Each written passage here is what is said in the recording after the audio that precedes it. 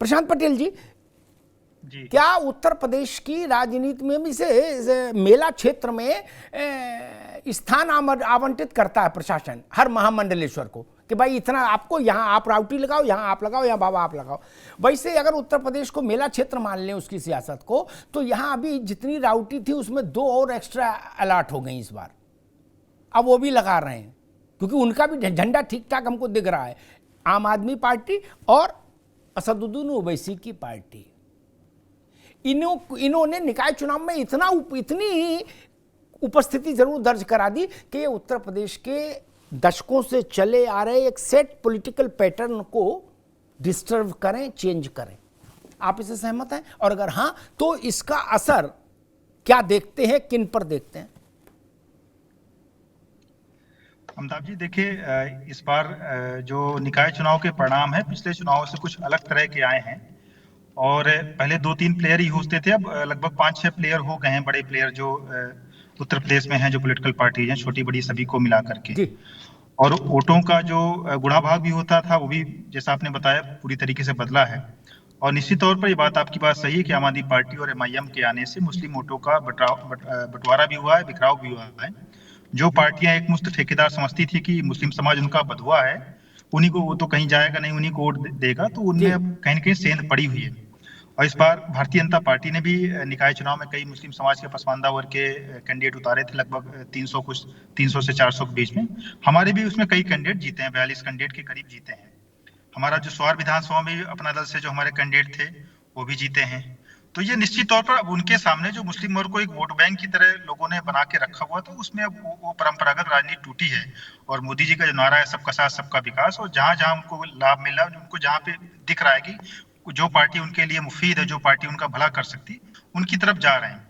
तो निश्चित तौर पर जो लोग खाली सेकुलरिज्म की राजनीति करते थे और केवल वोट बैंक बना करके रखा, उनको मुख्य धारा में नहीं आने दिया, पिछड़ा बना के रखा ताकि खाली उनको वोट बैंक बना रहे, तो निश्चित तौर पर मुझे लगता है कि आगे आने वाले चुनाव में उनके लिए समस्या क्रिएट होने वाली है। और कहीं पर भी कोई, किसी की ना कोई बी टीम है ना सी टीम है, सभी लोग लोकतांत्रिक प्रक्रिया के अंतर्गत यहाँ चुनाव लड़ते हैं, नियम कानून के तहत, संविधान के तहत चुनाव लड़ते हैं, और सभी को चुनाव लड़ने का अधिकार है। जनता जनार्दन है, जनता जिसको चाहेगी उसको जिताएगी, जनता जिसको चाहेगी हराएगी। हमें सबका जनता के वोटों का सम्मान करना चाहिए, चाहे हम कहीं जीते चाहे हारे। ये बात प्रशांत पटेल की ठीक है, बी सी डी टीम ठीक नहीं कहना। हर आदमी को पार्टी चलाने का अधिकार हासिल है, हर पार्टी को लड़ने का अधिकार हासिल है। और अगर आपको ऐसा लगता है कि आपका प्रतिद्वंदी अपने पीछे ABCDEFG रखता है, तो आप भी Z तक रख लो। आपके पास खाना खर्चे कमी है क्या?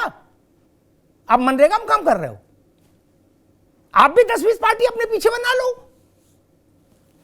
मैं एक बहुत ब्लंट उदाहरण सामने रखता हूं कपीश बाबू। ये सब लोग जानते हैं आजम खान केवल रामपुर के नेता नहीं, वो समाजवादी पार्टी के उत्तर प्रदेश की जमीन पर मुसलमानों के सबसे बड़े नेता, सबसे बड़े चेहरे, जन्म से समाजवादी पार्टी के। उन्होंने रामपुर में कहा कि निकाय और स्वार बाई इलेक्शन, स्वार टांडा दोनों के लिए कैंपेन किया। उन्होंने इतना कैंपेन शायद ही कभी किया जितना इस बार किया। और वो यहां तक चले गए कि मेरे जूते पर, अपने जूते पर मैं जो थूक डाल देता था उसको चाटने वाले लोग, और उनका कि अब तो मेरे हलक में थूक भी नहीं बचा, कहां तक थूकूं और कहां तक चटवाऊं। इस एग्रेशन तक चले गए। वो जो बीजेपी अपना दल का कैंडिडेट लड़ रहा था वो उन्हीं का पुराना शागिर्द था, उसको उन्होंने कहा कि ये हरामखोर है। उस सब उतने सुपर एग्रेशन के बाद, और सबको पता था कि आजम खान साहब अब बुजुर्गियत की ओर बढ़ चले हैं, बीमार भी रहते हैं, अगर वो निकले हैं तो उसका कोई मैसेज। लेकिन वहां ये स्थिति बन जाए कि निकाय आम आदमी पार्टी जीत जाए, चिंतन होना चाहिए नहीं। और बीजेपी का कैंडिडेट क्या कहा था आजम खान का मतलब समाजवादी पार्टी, क्या कहा था उन्होंने कि 150 करोड़ में कोई माई का लाल पैदा नहीं हुआ जो यहां अब्दुल्ला को हरा दे स्वार में। ये कैसे बदलाव हो गया? भाजपा का मसला होता निकाय में तो भी समझ में आता। ये बताइए अरविंद केजरीवाल और रामपुर, और अपना दल का उम्मीदवार स्वार से, कभी जी ये चेंज नहीं देख रहे आप? अमिताभ जी, मैं तो आपको बार बार कह रहा हूं जी। कि नगर निकाय को आप विधानसभा से कतई ना जोड़ें। और आम आदमी पार्टी सिर्फ समाजवादी पार्टी का वोट लेने नहीं आई हुई। आम आदमी पार्टी पर शहर के भी लोग ज्यादा भरोसा करते हैं। इसलिए हमें तो ये लगता है कि सपा से ज्यादा अगर आम आदमी मजबूत होती है तो भाजपा डैमेज हो जाएगी। और आप उसका उदाहरण भी देख रहे हैं, दिल्ली के अंदर ही देख लीजिए, पंजाब के अंदर देख लीजिए। कांग्रेस तो फिर भी बनी हुई है, लेकिन इनका तो सुफड़ा साफ हो गया, नाम लेने वाला कोई नहीं बचा है अकाली दल और इनमें। जी। तो आपके सामने है, और सभी पार्टियों को लड़ने का अधिकार है, लेकिन जी। एक बात मैं जरूर कहूंगा जी। कि नाजिम अली साहब जो सेकुलरवादी अपने आप को बता रहे हैं, मैं इनका स्टेटमेंट आपको बताता हूं कि जिन जगह पर ये रहते हैं वहां इन्होंने कहा मस्जिद के सामने से किसी की बारात नहीं जाएगी। और भारतीय जनता पार्टी की जो मेयर थी भारती, उन्होंने दोनों लोग रस्म कशी कर रहे थे नहीं है, और इनके ऊपर एनएसए नहीं लगा। अरे भाई सुनिए, हमको सारी जानकारी मत बताइए, बहुत पता है आप यहाँ झूठ फैलाएंगे। और मैं नहीं, उनकी बात सुन लो फिर जवाब देना भैया। सैयद नाम से पहले उनकी बात सुन लो फिर आप जवाब देना। हाँ जी। मैं बहुत स्पष्ट रूप से कह रहा हूं आपको कि जो एआईएम है ये भारतीय जनता पार्टी की खड़ी की हुई पार्टी है। पूरे देश के अंदर इनकी फंडिंग यही करते हैं, और ये हम नहीं कह रहे, ये तो साक्षी महाराज ने कहा था, जो भारतीय जनता पार्टी के साथ। साक्षी महाराज को नेता बनाने वाले आपके नेताजी थे। साक्षी महाराज को नेता आपके नेताजी ने बनाया। साक्षी महाराज को नेता आपके नेताजी ने बनाया। नहीं सुनूंगा क्यों भाई? तो बोलने आप जब गलत बोल रहे हैं, साक्षी भैया महाराज एक को बार नेता नाजिम अली बनाया। पहले उनकी बात आ जाए फिर आपको अवसर देता हूं। जी जी कपिल जी बाइंड अप कर लो भैया। हाँ जी, मैं ये कह रहा हूं कि साक्षी महाराज ने तो साफ कह दिया था कि हम इनको बधाई देते हैं, ये हमारा साथ देते हैं, खुल करके कहा था। और साक्षी महाराज ने अपनी आज तक ये बात वापस नहीं ली।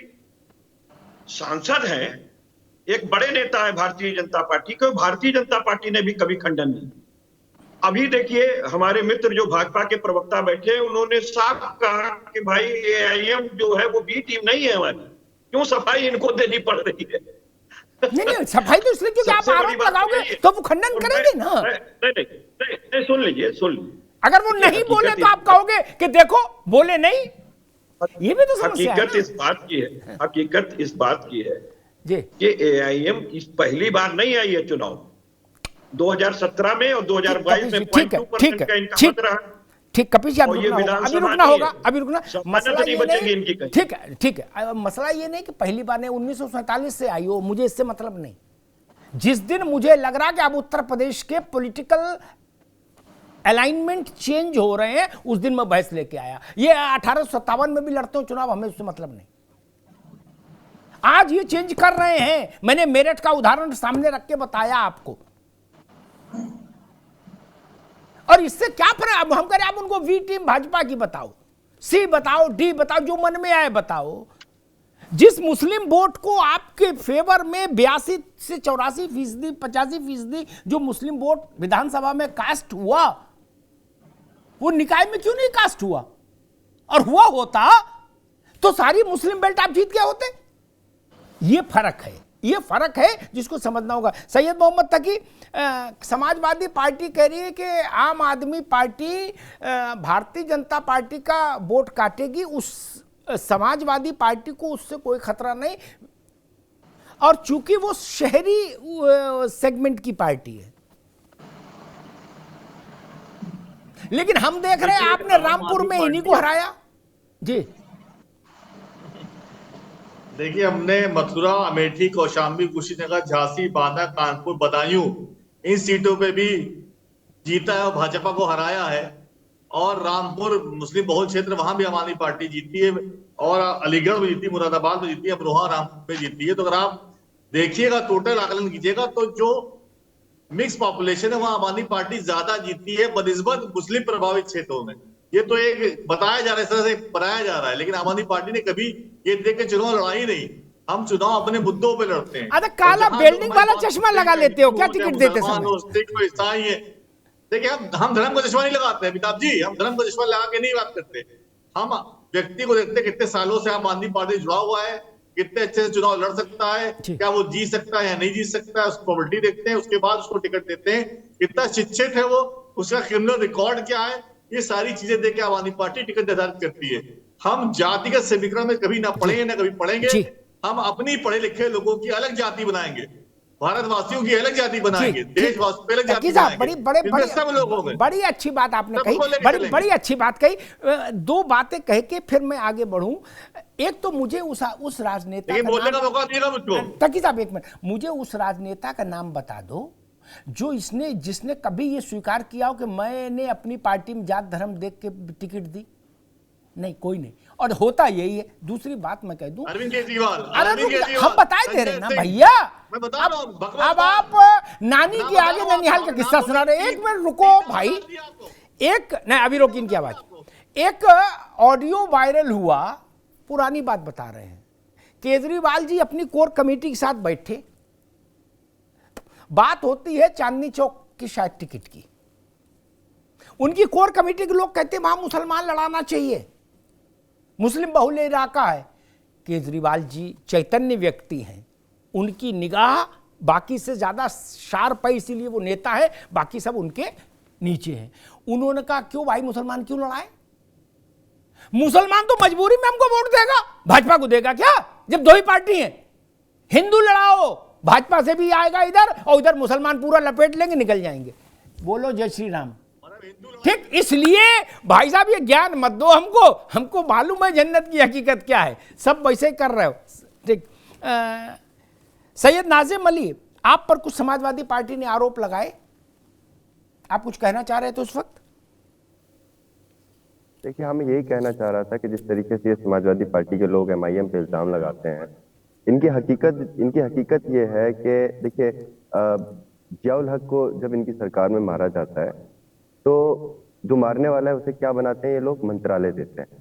बाबरी मस्जिद की शहादत जिनकी सरकार में होती है, उनको ये अपनी पार्टी के अंदर जो है लाके मुख्य पदों पर बैठाते हैं, किसी को राज्यसभा सांसद बनाते हैं, किसी को कुछ बनाते हैं, अलग अलग उन मंत्रालय दिए जाते हैं। और दूसरी बात, सवाल ये पैदा होता है, इन्होंने कहा साक्षी महाराज ने क्या कहा, बी टीम। बात ये नहीं है, बात ये साक्षी महाराज ने किसके कहने पर बी टीम कहा MIM को, इसकी ये जांच का विषय है। साक्षी महाराज जो है नेताजी के बहुत बड़े संसक रहे हैं और उनके बहुत मतलब शिष्य हैं, उनके राजनीतिक मैं कहूँगा शिष्य हैं।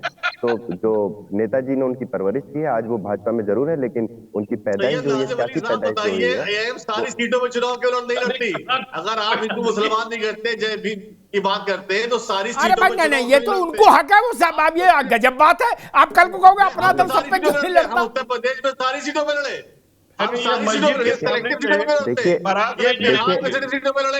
ये उत्तर प्रदेश में सीटों में लड़े, ये जहां से आए हैदराबाद में वहां से सारी सीटों में लड़ते हैं। तो आपको उनसे तकलीफ क्या? इन्हें आपको कोई तकलीफ नहीं, आपको क्या तकलीफ इनसे? लड़ते, अगर ये सबको साथ में लेकर चल रहे हैं तो सारी सीटों में चल रहे हैं। आपका हो गया। ऑल इंडिया मजलिस इत्तेहादुल मुस्लिमीन अपनी रणनीति के तहत कार्य कर रही है, आवाम के फायदे के लिए काम कर रही है। इसलिए महोदय आप अपना देखिए, हम आवाम के फायदे के लिए काम कर रहे हैं। इतनी इनको हाईलाइट दी जाती है, उनको जेल में नहीं डाला जाता। वो ऐसी जितनी बातें करते हैं, कोई और पार्टी का प्रवक्ता करता होता तो जेल के अंदर जेल पहले भिजवा दीजिए। खुली छूट मिली बात करने की, उनकी खुली छूट मिली नफरत फैलाने की, वो बीजेपी के एजेंडा में काम कर रहे हैं, उसके बाद उनको हाईलाइट में रखा जा रहा है, उनको मीडिया लाइट में रखा जा रहा है। यहाँ कोई ऐसा इलीगल कार्य नहीं किया जाता है, यहाँ लूट नहीं की जाती है, यहाँ अपराध नहीं किया जाता है, आवाम के लिए पार्टी के लिए काम किया जाता है। हम स्कूल देते हैं लोगों को, क्या हमें कौन बंद करेगा? हम कॉलेजेस देते हैं लोगों को, हमें बंद कौन करेगा? हम लोगों को शिक्षा की बात करते हैं, कौन? हम हॉस्पिटल की बात करते हैं, कौन हमें गिरफ्तार करेगा? लेकिन नहीं, आप लोग घपले करते हैं इन चीजों में, इसलिए आप लोगों की गिरफ्तारियां होती हैं।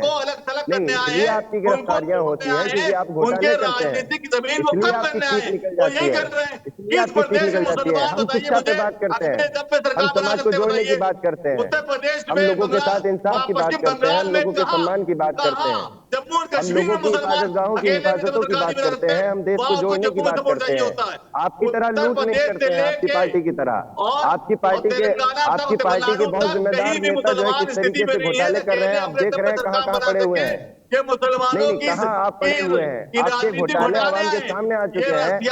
आप लफाजियां करते हैं, आप आवाम को गुमराह कर रहे हैं, और ये मालूम है कि आप भी सही दोनों लोगों को रोकूंगा, दोनों लोगों को रोकूंगा, दोनों लोगों को रोकूंगा भाई, दोनों लोग रुकिए। मैं प्रशांत पटेल जी के पास चलूंगा, लेकिन एक रोचक बात याद दिला दूं, जनता को बड़ा आनंद आता है ये सब टिटबिट सुन के। तकी साहब ने बताया और उनकी पार्टी ने दिखाया कि वो रामपुर में जीते, मुस्लिम कैंडिडेट उतारा, जीते। आजम साहब का जो कुछ बुढ़ापा था और खराब कर दिया इनने। खैर जी, इन केजरीवाल से ये सीखिए सब लोग, एक मिनट रुक जाइए, सब लोग सीखिए। इतना विकट संतुलन असंभव के बीच में कोई नहीं साध सकता जितना अरविंद जी साध लेते हैं। कपिल जी आप भी सीख लो, आपकी पार्टी, मतलब आप नहीं, व्यक्तिगत नहीं, ठीक। उन्होंने गुजरात चुनाव में कहा था कि हिंदुस्तान की करेंसी पर गणेश लक्ष्मी की फोटो छापो, क्या, और चिट्ठी लिखी थी प्रधानमंत्री को। वो केजरीवाल रामपुर में अपने मुस्लिम उम्मीदवार को, आजम खान के उम्मीदवार को हरा के जिता ले जाते हैं। क्या ये करिश्मा तो सीखो। क्या वो कत्ल भी करते हैं तो चर्चा नहीं होती, आप आह भी भरते हो तो हो जाते हो बदनाम।